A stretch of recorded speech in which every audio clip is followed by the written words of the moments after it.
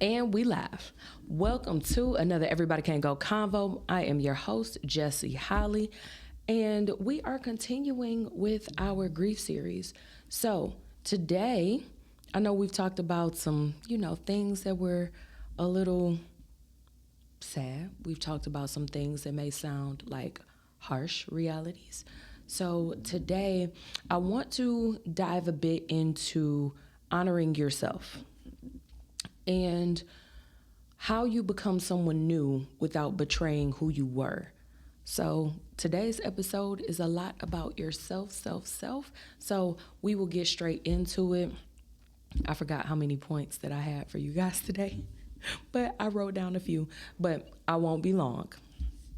So grief does change your identity because you move from a person that you were and the version of you that you were before tragedy struck or before a loss struck within your life.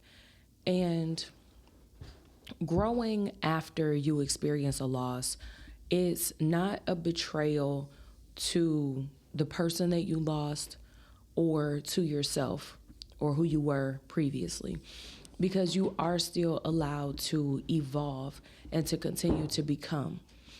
Now, a few weeks back, we did talk about when you are continuing with your becoming, that you may have to realign your vision. You may have to realign some of your goals. You may have some edits to your why and what your vision and your goals and your why look like, depending on the person that you lost. But within that, you are still able to honor the person that you were, as well as honor the person that you will continue to grow into and who you're becoming. Even if that growth journey, if that part of your growth journey is on pause, and really it being on pause while you work through at bare minimum, the beginning stages of your grief, that is a human thing to do. That is a thing to do that is normal. It's normal. What's not normal is just, acting like it was one day and you like, all right, cool, I'm right back at it. And you stuff down your feelings, your emotions, and you continue full steam ahead tomorrow as if you did a week ago before your loss. That's not natural. It doesn't mean that a lot of people don't try to do it, and that's not a common way that some people choose to attempt to deal with grief and loss.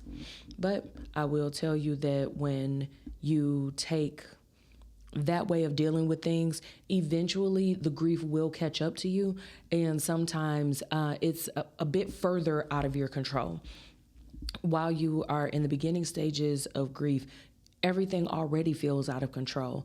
And sometimes in our quest to regain control, we start to look away from who we were and how we will change and how we are changing as a person, and somehow think that we are betraying the person that we used to be if we can't get back to exactly that. When the fact of the matter is, you'll never be exactly the same. And when you're looking at things on a growth journey, you weren't supposed to be exactly the same anyway. You were always supposed to grow, evolve, and become someone different, someone better, ultimately, and to continue that change for good and that change for the better. So make sure that you're able to acknowledge the areas in your life where your grief doesn't just affect you, but sometimes it affects the relationships that you're in. Everybody won't make it through your grieving season. The reason why everybody won't make it through it with you is because some people will show themselves to be there for convenience. Some people will show themselves to not be as supportive as you thought they were. You will find out that people that you thought you were cool with, or you thought that you guys' friendship or relationship was at a certain level, that y'all ain't there, or you there for them like that, but they aren't there for you like that. And so you find yourself having to dissolve the friendship, relationship, or the family tie, any of those different things. But in addition to removing other people, you yourself are being reshaped. And how you choose to grow through your grief, or the ways that you choose to attempt to grow through your grief, it will make a difference it will make a difference for who you are looking at being reshaped into. Now, I always talk about there are ways to grieve in a healthy way, and there are some unhealthy ways to grieve. I know everybody grieves different, and you can't tell somebody how to grieve. Well, there's a lot of science behind psychologists and all the people with the degrees that there are healthy ways to get it done, and there are some things that are more detrimental during the grieving process than they are helpful, whether we feel like they're helpful at the time or not. Because honestly, when you're in that state, anything that can quell the pain, that can diminish it a little bit for you, anything gonna seem like a good idea at the time. So we do still get to choose whether or not we will make those healthy choices when it's gonna hurt either way. So just equipping you with equipping you guys with some choices that are a healthier option, and you aren't going to get the results of it for a while, because it's definitely a long run type of thing to choose to do. But in my own journey, I did come to realize when I got to the crossroads of whether to choose an unhealthy or healthy coping mechanism within grief, I did come to find that those healthy choices that I made, I was able to look back and feel a bit better about making those choices. And also, I saw the places where I wasn't tearing up more stuff as I went along and making things worse for myself in the long run. So there is a quiet fear that a lot of people have, that you say, if I change, am I leaving people behind? If I change, am I leaving the old version of myself behind? And the answer is a little bit of yes, no, maybe. It depends, because it depends on what that change looks like. And I don't want that fear to stop you from growing and from changing. And I don't want that fear to stop you from leveling up or to resume your vision path or your goal path in leveling up because you feel that it's too soon, or because you fear what other people will think about you continuing, about what the new you ends up looking like. So becoming someone new after a loss, it isn't betrayal. It's survival, and it's learning how to breathe again in your new normal. You can't just resume life as if yesterday didn't happen, as if that loss didn't happen, as if that person is no longer physically here with you. And sometimes there are day-to-day things that will be affected for you that are going to change. You won't get a text message every morning anymore. You won't get funny pictures or find funny memes that you're able to send to the person. And because y'all have that same type of humor about a specific thing, that y'all are both going to love the cat videos or the Avengers jokes or a myriad of any other things that you share with another person. And so you aren't going to be the same person. And admitting that's real. Now, does that mean that you're going to do a complete 180 and now you like the evil twin version of yourself? No, it doesn't mean that. But there is a level of healing and taking a little bit of your power back when you are able to accept that your identity, it will shift, at least slightly, after you experience loss. And so it does definitely alter your priorities. It alters your tolerance, and it alters your emotional capacity. And we've talked about those things more specifically in previous episodes. So remember that a part of that identity shift, it does have to do with your mental, emotional, physical capacities. There may be different financial capacities or priorities that exist for you or that arise from the loss that you're experiencing. And so you are showing up very differently, not only for the people around you or the people that you spend time with or are in relationship with. You're also showing up differently for yourself. Whether you are in the season of just feeling the grief and allowing yourself to feel the feels and starting to slowly but surely get back to your new normal. If you're in the planning stages of figuring out what your new normal is, how's it gonna look, or what do you think it's gonna look like? Or you may be in between both of those two things and you're still just sitting in the pause. You are somewhere between feeling the feelings and trying to figure out what to do. This is where those priorities come up to the surface. I'm not talking about prioritizing like everything is just regular. I'm talking about bare bones survival mode prioritization. What is the next thing that you literally, quote unquote, have to get done? If you don't have to get it done, leave it right there. Somebody else will do it finally, or it just won't get done. And that means it could wait anyway.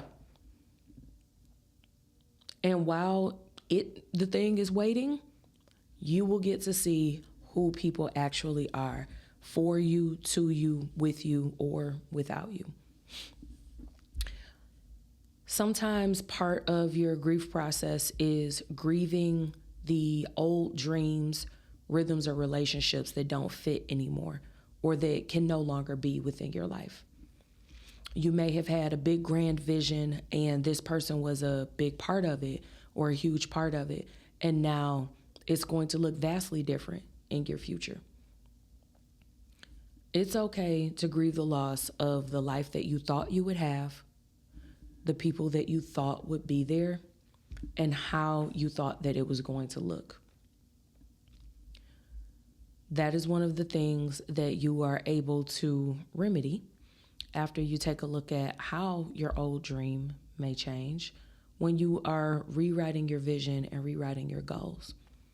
When you are thinking about the changes that need to be made to your visualization exercises. When you are thinking about what the future will become for you or be for you, you can start the practice of thinking about how it will look now that you have a new reality, a new present, and are becoming a new version of you as you start to level up or get back to that quest for leveling up. Sometimes you might not even recognize yourself through like all the feelings of like the confusion, the emotional distance that you'll have from people, from the stuff that you used to do, from your old routine. All of that stuff gets busted up. You might be moving at a different pace. If you were a go person and then the loss just caused you to crash into a wall and everything that you ever knew shattered, it's going to have an effect on your pace. You weren't able to think as fast. You weren't able to make decisions as fast. You have a whole new set of controls to consider when you're making your decisions. Your priorities have been reshuffled. There have been a ton of new things added to your priority list that may take precedence over things that just yesterday, they were the most important thing in the world. But today, they are at the very bottom of the list. And all of those things are normal things to feel, normal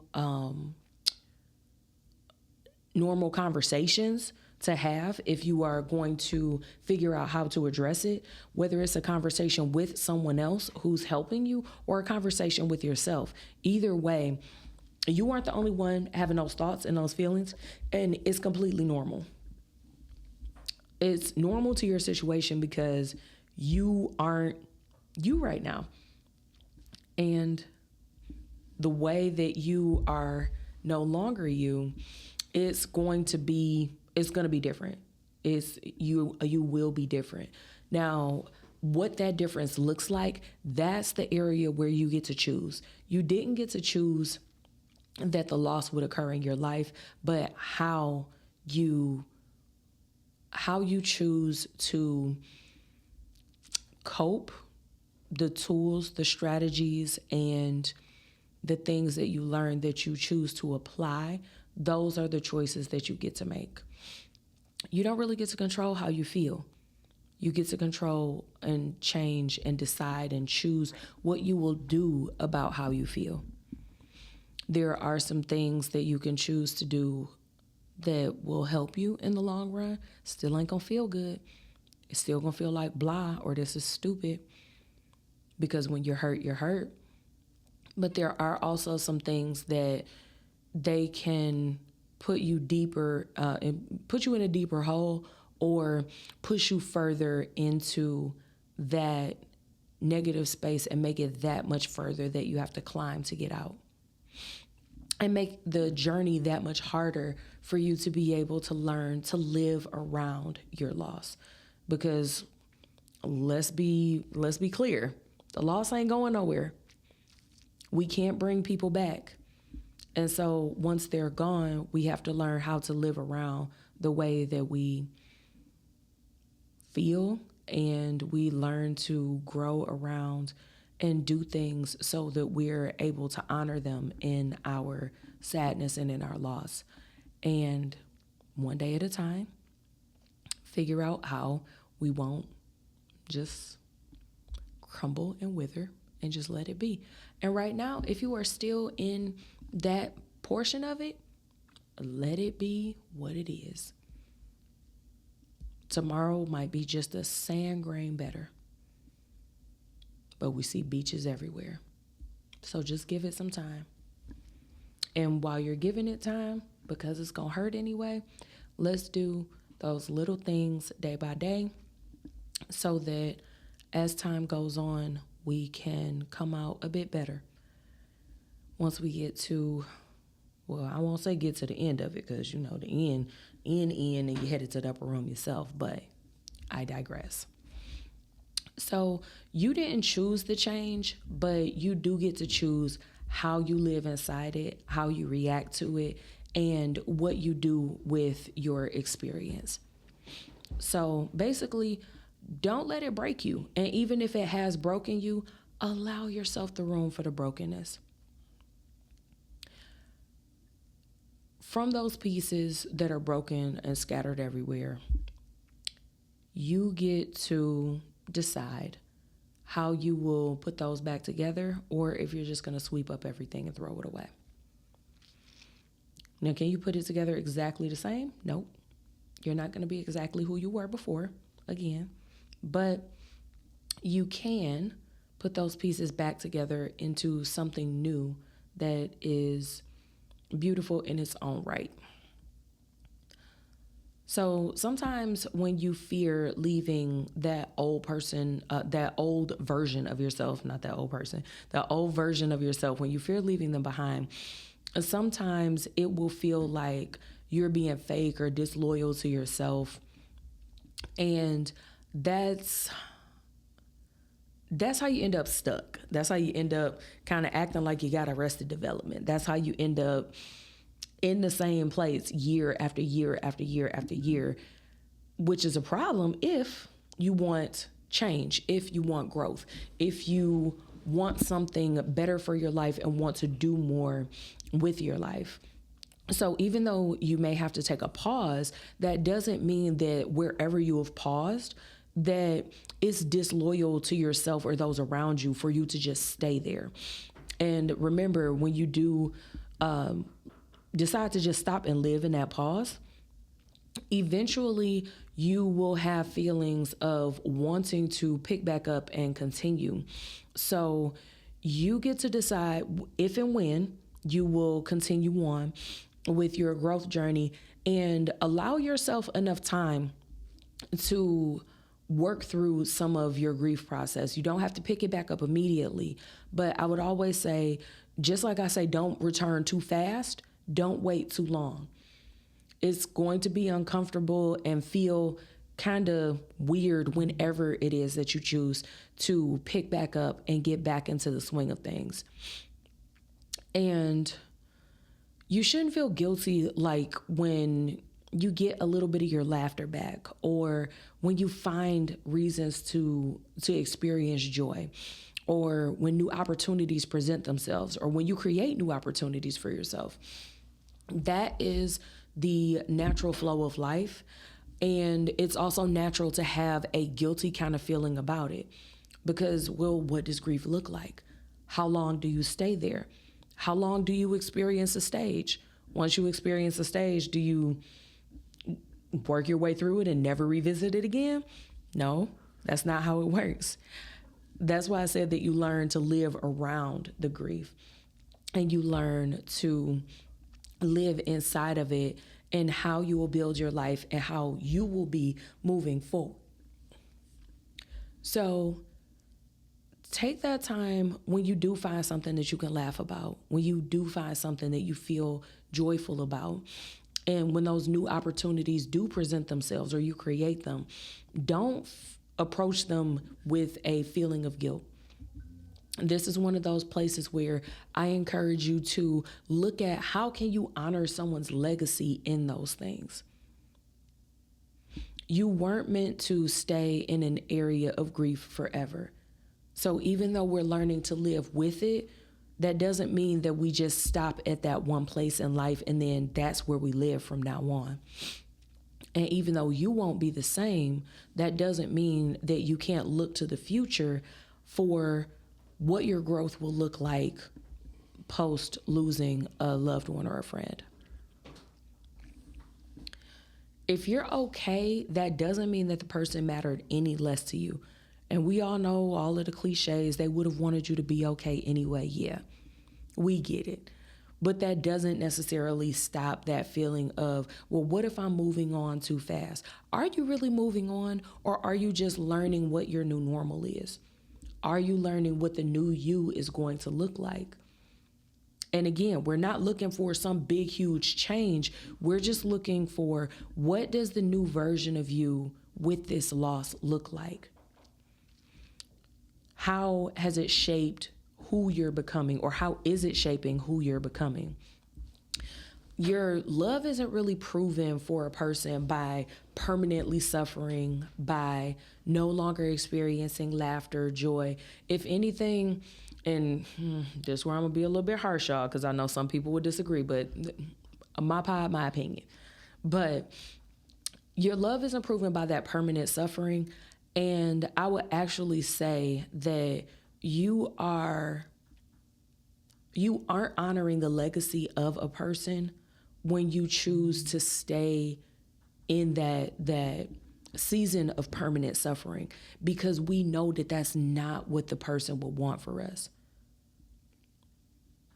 It sounds dumb when you listening to the cliche, when it's still fresh, when it's still real tender, when you haven't learned how to live around it in the slightest yet.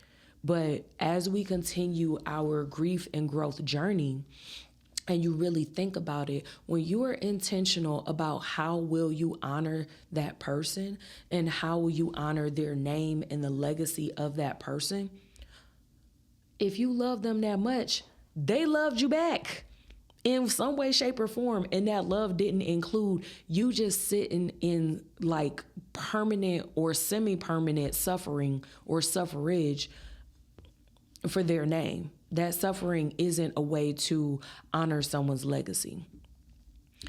And just because you are healing and you are finding ways to honor the person's legacy, that doesn't erase the memory of the person. What it does give us the opportunity to do is to be able to slowly but surely grow our perspective. Pictures, videos, voice notes, different things that used to make you cry. You may find yourself being able to laugh at an old story through your tears. You may find yourself being able to look at that thing that you guys used to do, and you may be able to hold your tears, but you can smile thinking about, I remember that time when we ...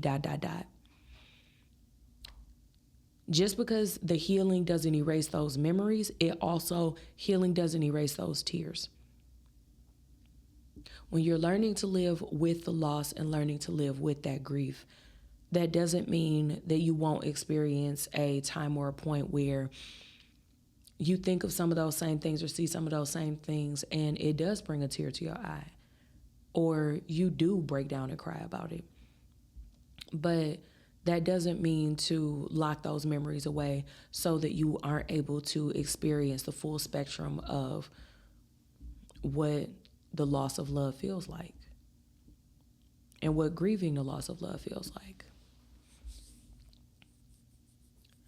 So when you're moving on and you're moving forward, you aren't moving on from that person. You aren't moving away from them.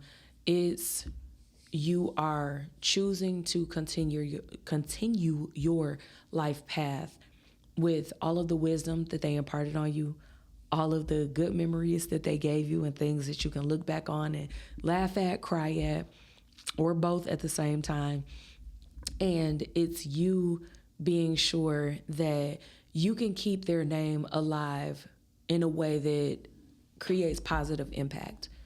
It doesn't have to be a big, whole, giant movement, but just the positive impact that they made in your life, you are still able to honor that person while also honoring your feelings. So you don't honor a person by staying broken. And just because you aren't staying broken doesn't mean that when you put the pieces back together, it's going to be exactly the same, because it won't. So you can allow the growth without self-betrayal, and in a way that you can make the evolution a sacred experience and reframe it as being a sacred experience instead of looking at it as you're being selfish or that you are moving in betrayal. You are able to carry like those lessons that they taught you, any value that they brought to your life, any of the love that they imparted on your life and you to them. Take those things into your next chapter. Think, what would they have said? What would they have wanted you to do if they were there? Sometimes it'll be a fake smile, but I promise you, if you continue to think about the memory of a person in that way, sometimes you'll find yourself smiling and crying at the same time. But you will find yourself smiling because of all of that love, the lessons, the value that they gave to you. All of that part, it didn't go anywhere unless you let it. That part didn't die with them. That's why they gave it to you before they left. And make sure that that old version of you, sometimes he or she may come peeking back out. It's okay to let them show back up, to let the old version of you show back up and not be like locked away.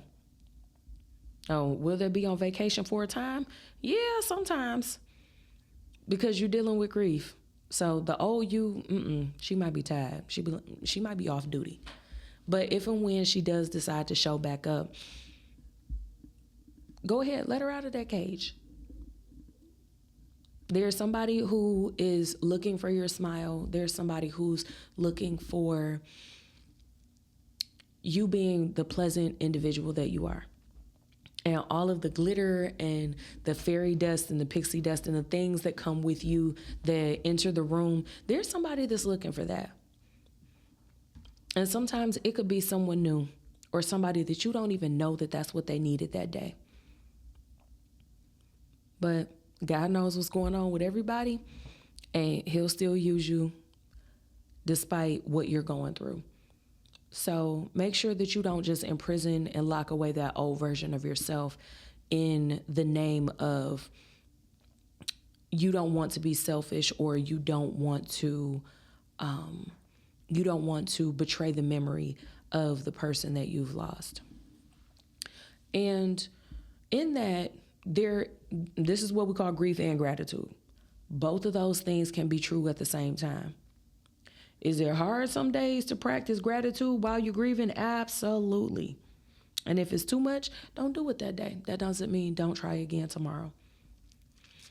Find at least one thing per day that you can be joyful about. Even if that one thing that you're choosing joy on is that you woke up, that is good enough. If it's that you drank a bottle of water and it's been 2 days, that is good enough. So while you're going through your season of grief or your season of loss, what parts of the old you still feel true? What parts of you do you feel like you will be able to carry into your next season? What are some things that it no longer fits and you're afraid to release it or you don't want to? Write it down. Talk to God about it. You can drop it in the comments if you want. And what new desires do you have that you may have come up with while you were rewriting your vision or rewriting your goals that made you think to yourself, this feels like a betrayal? What are some of the new desires that you're scared to admit now because the person is no longer in your life? What are some new things that you would be able to do now? Do you feel guilty about even thinking about those things and thinking about having something new on the horizon for yourself? Because the alternative that they would want, and we don't even know who they is, they want you to stay in suffrage and not honor someone's legacy. Make sure that you think through some of those things. So when you continue your growth journey, or even if you don't start your growth journey until after you've experienced a loss, that's not abandonment. That's not a betrayal to that person's life. That's not how you contribute to the legacy of their life. It's a continuation of your own life, and it's learning a new version of you. And you're learning to speak a little bit of a new language, a different language, because you're learning to operate through, in, and around the grief that you're currently going through or that could strike at any minute. So we want to make sure that the new you is a person who experiences being whole in the best way that you possibly can. And we aren't looking for things or feelings to replace the person that you lost or to replace the memories that you guys had or replacements for the lessons and the love that they gave you. You're becoming somebody who's completely different. So all of those things that they imparted on you before they left, they're still there. And you're using that as the grounds to continue building on top of that to become a better and whole person. So you can be honest about your feelings, be honest about what boundaries you need, and take some time to really look at what your self-identity looks like moving forward. Don't just stuff down the old you and try to erase it how you were before. There is a part of grief where you do have to honor your past so that you can move forward successfully and so that you're able to work through your grief and you are able to continue working on yourself for your own good instead of figuring out or deciding to live permanently in the pause that comes in your life when you do experience loss. So I would encourage you guys to create some rituals of remembrance, some of those things that you may not want to do it because it reminds you of what you lost. That's where we practice that grief and gratitude at the same time. That's those times where you might be crying, but you might feel the corner of your mouth just come up because you start to smile, remembering the person or something they did, said, one of their habits, any of those things. Keep working at it until you're able to speak their name without collapsing or without it throwing your whole day, and you want to go back into your safe space, into your cubby, and just stay there with your blanket and maybe a cat. And be comfortable with being uncomfortable so that you can let joy and sorrow exist in the same place, and sometimes even at the same time.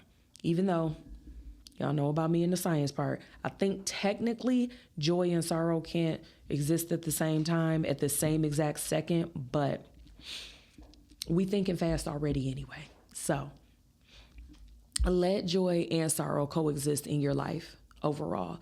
Let it coexist in the same week, in the same day, in the same hour, sometimes even in the same sentence or the same story. And that's okay. And allow others around you who are helping to take care of you, allow them that same time and space as well. And remember that the new you isn't replacing the old you. The new you is the old you with a little bit of extra. And what that extra is going to look like, you get to choose. The old you is helping to carry you forward through what you learned and through the tragedy or the loss that you've experienced. So ask yourself a few questions. Who are you becoming during your season of grief? And it's okay if you don't know yet. But just write that question down and save it until you do get to the point where you can start to think about it and start to figure it out. The answer to that question for me, I'm still figuring it out. I'm still working out the kinks, still figuring out who am I becoming in this season. What guilt are you ready to release? It's okay to continue to move forward. And what would it look like to grow and stay connected in love with others around you who can go? What does that look like for you? What does it look like for you guys to work together to continue to build life and legacy and honoring your lost loved one? So you're allowed to live beautifully even after a loss. I know it feels kind of icky sometimes. Sometimes it can feel freeing. It can feel sad. It can feel joyous. It can feel all the things because you are a whole human. You are a whole person. So there is a wide range, very wide range of emotions that come with being whole, being a whole person. So with that, we will leave you guys with another Everybody Can't Go Convo, and I will see you guys again soon. I'm your host, Jessie Holly. Thank you for tuning in.